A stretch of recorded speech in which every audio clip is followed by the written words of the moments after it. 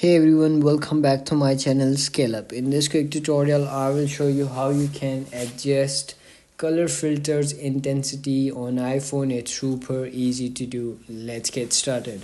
Open up your iPhone settings and then go to accessibilities.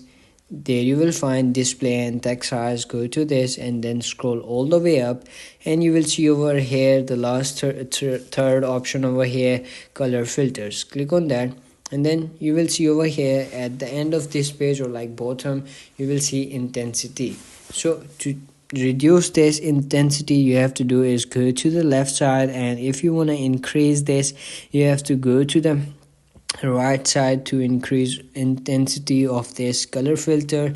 So that's it. That's how you can increase or decrease, like change intensity of color filters on iPhone. It's like that. So if you found this video helpful, don't forget to like my video, subscribe my channel Scale Up, and also drop me a comment for more tips and tricks videos. Thanks for watching.